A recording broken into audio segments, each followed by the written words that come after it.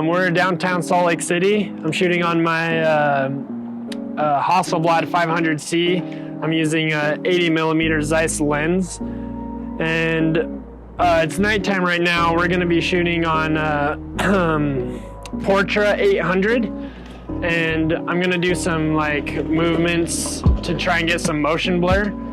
So I'll do some like different shots and different angles. We'll see how it turns out, but I want to get some kind of textures, kind of like soft painting type exposures on the film.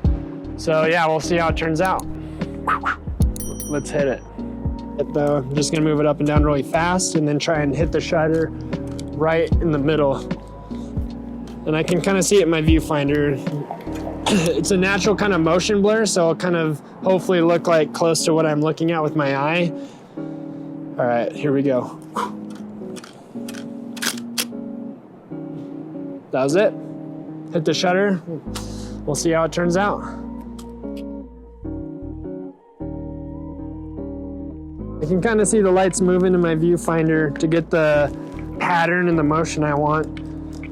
So I'm gonna close this up, frame it best I can. The goal here is, I'll keep it open actually, try and get the shutter to go off right in the middle. And I think it'll be, if it's too slow of a shutter, it'll be too bright, but it's too fast and I won't get the motion I need, or I want anyway. All right, let's do it. Ready? 1, 2, 3. See how that works. I have no freaking idea. This is crazy.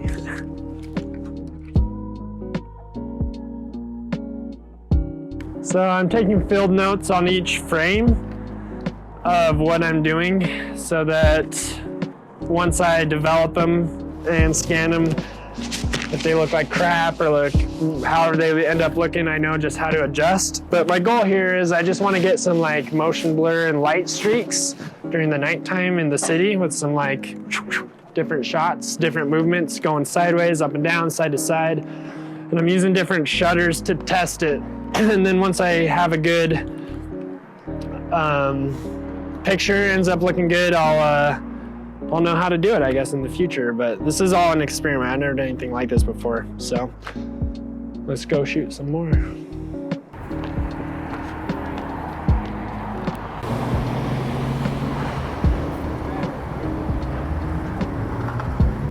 Some different light meter to kind of get a sense. So I'm between, right on the lights, I'm 1/60th of a second. In the shadows, I'm on 1/8 of a second. So I'm gonna do it right in the middle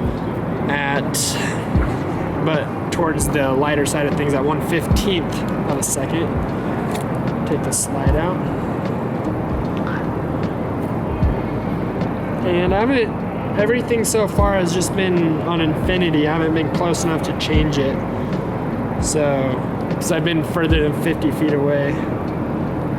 Plus it's blurry, so it doesn't make as much of a difference to be in focus, but still, it'll change the look of the image. Yeah, it looks cooler side by side.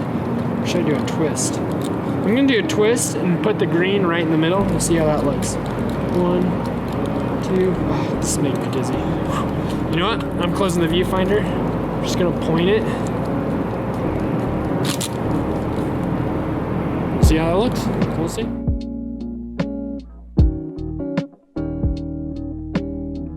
Two of them. 1, 2. It's so sketchy. I want to get right in the middle. It's hard.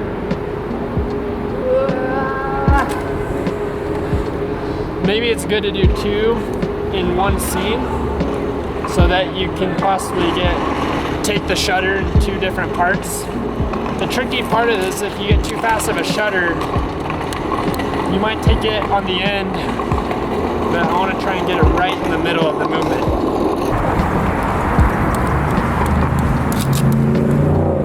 Alright, I did it.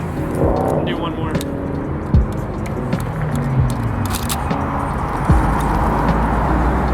Before I wind it, put the slide in.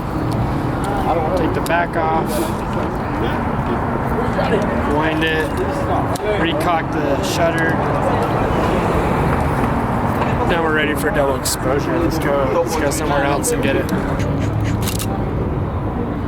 I did it. Double exposure. We'll see how that one turns out. One was up close, up and down. One was further back across the street, side by side. But essentially it was the same lights and the same scene with motion blur.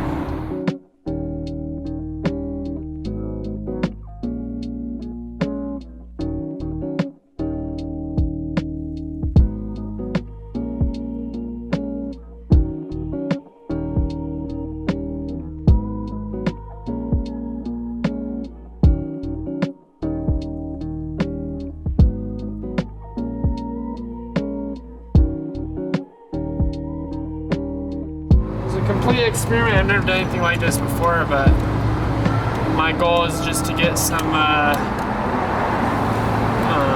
nighttime city lights with different kind of motion blur.